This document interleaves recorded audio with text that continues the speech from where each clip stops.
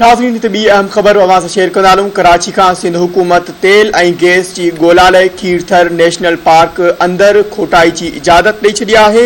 ख़बर जे हवाले सां नाज़रीन अवां खे आगाह कंदासूं त सिंध हुकूमत पारां ख़ानगी कंपनी खे जारी कयल इजाज़तनामो 6 महीननि खां पोइ मंज़र आम ते अची वियो आहे। ख़बर जे हवाले सां नाज़रीन अवां खे आगाह करियाऊं या ब्रेकिंग न्यूज़ अवां सां शेयर कंदासूं। कराची खां त सिंध हुकूमत तेल ऐं गैस जी ॻोल्हा लाइ खीरथर नेशनल पार्क अंदरि खोटाई जी इजाज़त ॾेई छॾी आहे। सिंध हुकूमत पारां ख़ानगी कंपनी खे जारी कयल इजाज़तनामो 6 महीननि खां पोइ मंज़र आम ते आयो आहे।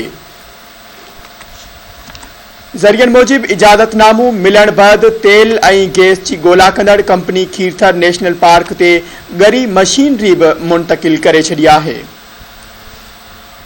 ख़बर के हवाले से नाज़रीन अवां खे आगाह करियाऊं या ब्रेकिंग न्यूज़ अवां सां शेयर कंदासूं। सिंध हुकूमत तेल ऐं गैस जी ॻोल्हा लाइ खीरथर नेशनल पार्क अंदरि खोटाई जी इजाज़त ॾेई छॾी आहे। सिंध हुकूमत पारां ख़ानगी कंपनी खे जारी कयल इजाज़तनामो 6 महीननि खां पोइ मंज़र आम ते अची वियो आहे। इन हवाले से वधिक तफ़सील मालूम कंदासीं। धरती टीवी कराची जो रिपोर्टर अब्दुल्ला सोलंगी असां सां लाइन ते मौजूद है। अब्दुल्ला अपडेट कजो, इजाज़तनामो 6 महीननि खां पोइ मंज़र आम ते आयो आहे, छा कारण ॿुधाया वञनि पिया जो 6 महीननि ताईं इन नोटिफिकेशन के हाइड रखियो वियो?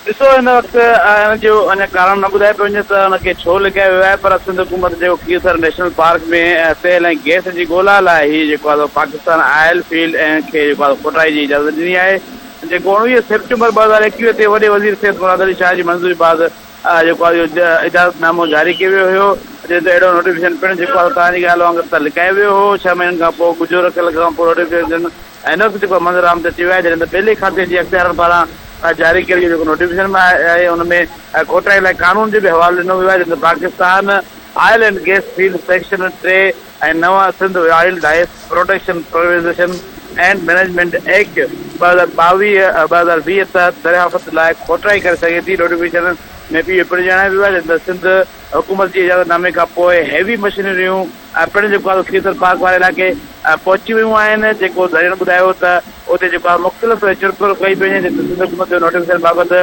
को बि हिन वक़्तु ताईं मौक़िफ़ साम्हूं न आयो आहे। जी, को बि मौक़िफ़ हिन वक़्तु ताईं मंज़र आम ते साम्हूं न अची रहियो आहे। जॾहिं त अब्दुल्ला सोलंगी अपडेट करण लाइ अवां जी वॾी महिरबानी।